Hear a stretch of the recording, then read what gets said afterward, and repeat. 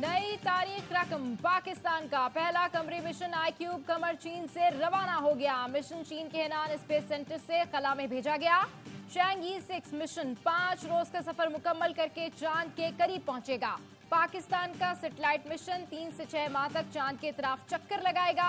7 kilogram वजनी iQube 2 optical कैमरों से लैस है जो चांद की सतह की तस्वीर लेने के लिए इस्तेमाल होंगे। सैटेलाइट लॉन्च साइट पर पाकिस्तान का कौमी तराना पड़ा गया। नारे तकबीर से हॉल गूंज उठा।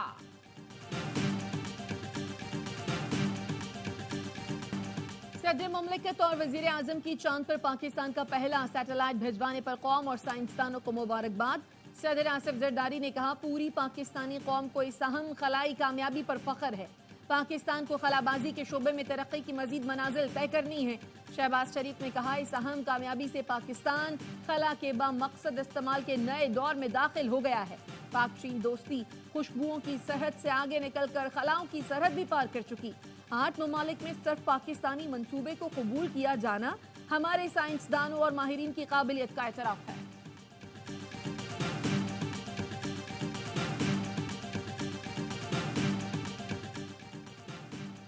वफाकी हुकूमत का आला अदलिया में जजेस की तैनातियों पर आईनी तरमीम का फैसला। मुमकिना आईनी तरमीम के हवाले से जुडिशल कमीशन को भी आगाह कर दिया।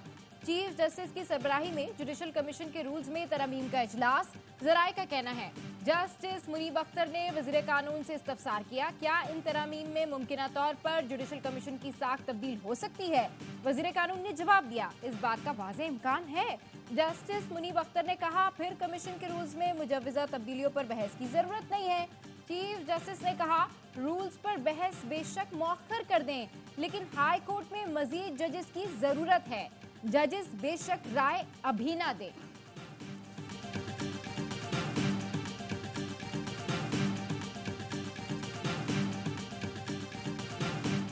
बानी पीटीआई के खिलाफ केसेस सियासी बुनियादों पर हैं। इनकी कोशिश है बोगस केस बनाए ताकि बानी पीटीआई को मजीद अंदर रखा जाए। बैरिस्टर गौहर कहते हैं, अदलिया से दरखास्त है निकाह केस में भी जल्द अज जल्द फैसला किया जाए।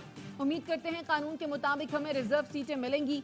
अली मोहम्मद खान कहते हैं, हुकूमत अगर मुज़ाकरात में संजीदा है तो नकात लेकर आए। अलकादे ट्रस्ट केस की कोई बुनियाद नहीं है। असद कैसर ने कहा, जितने केसेस बानी पीटीआई और बुशरा बीबी के खिलाफ हैं वापस लिए जाएं।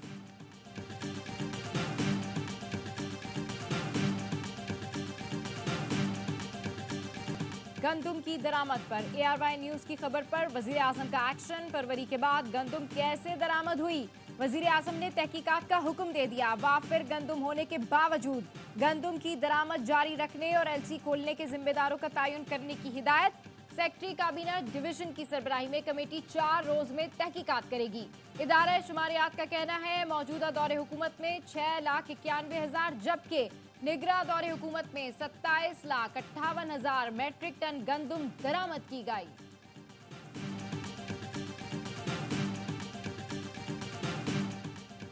मुस्लिम लीग नून का मुशावरती इजलास। साबिक वजीर आजम नवाज शरीफ और वजीर आला पंजाब मरियम नवाज की शिरकत।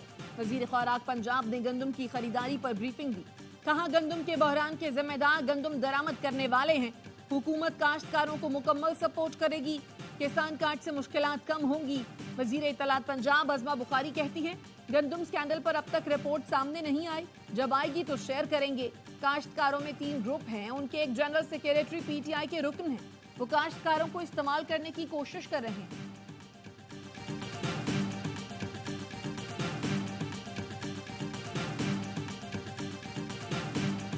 कैप्टन रिटायर्ड मोहम्मद महमूद गंदुम की दरामद स्कैंडल के अहम किरदार। मुल्क में वाफिर गंदुम के बावजूद जिस वक्त गंदुम दरामद की गई उस वक्त Mohammad Mahmood secretary food security के अहम ओहदे पर तैनात थे। गंदुम की पोर्ट से मुताल्लिक ARY न्यूज के सवाल पर मोहम्मद महमूद का कहना था, ये DPP का अपना फैसला था क्योंकि गंदुम की इंपोर्ट पर पाबंदी नहीं थी। DPP से आपकी क्या मुराद है? वजारत खजाना, कॉमर्स या कोई और इदारा? फूड सिक्योरिटी डिपार्टमेंट की मर्जी के बगैर DPP कैसे गंदुम इंपोर्ट कर सकता है? साबिक secretary food security Mohammad Mahmood ने इन सवालात के जवाबात नहीं दिए। 2015 में मोहम्मद महमूद को नंदीपुर पावर प्लांट में बेजाब्तगियों पर MD के ओहदे से हटाया गया था। 2021 में उन्हें बतौर commissioner Rawalpindi ring road scandal में गिरफ्तार भी किया गया।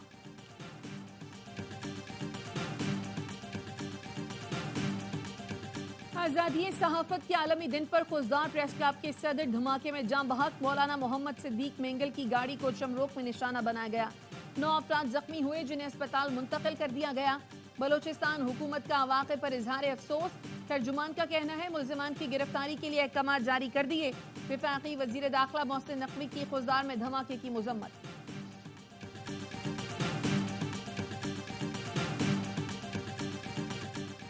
इजहार राय पर कतगन जमहूरी मुआशरों की रूह के खिलाफ है। मीडिया पर कतगन लगाने वालों को पछतावे के सिवा कुछ नहीं मिला।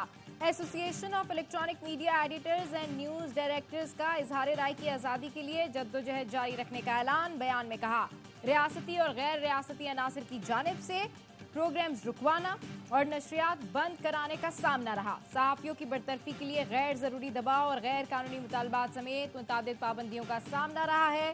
सदर, वजीर आजम, इदारे और सियासी जमातें इजहार राय की आज़ादी यकीनी बनाने के लिए किरदार अदा करें।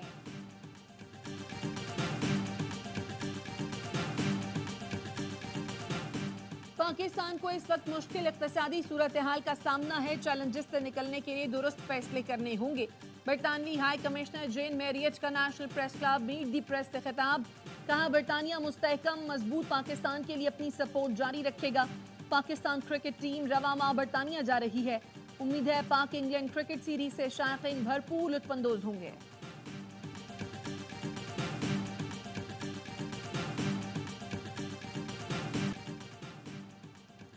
मानसहरा में हजारा एक्सप्रेस वे पर गाड़ी का चालान करने पर मुल्जिमान की फायरिंग। पुलिस के मुताबिक सब इंस्पेक्टर आमिर जां बहक सिपाही नवीद जख्मी हो गया।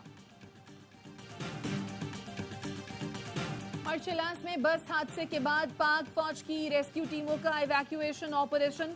शदीद जख्मी मुसाफिरों को हेलीकॉप्टर से गिलगित सीएमएच पहुंचाया। पुलिस, रेस्क्यू 1122, जीबी स्काउट्स और दीगर हुकाम की कोशिशों को बरूए कार लाया गया। मुतासरीन को इमदाद फराहम करने के लिए पाक फौज का रेस्क्यू ऑपरेशन जारी। कराकरम हाईवे पर बस खाई में गिरने से 20 अफराद जाँ बहक, 21 जख्मी हुए।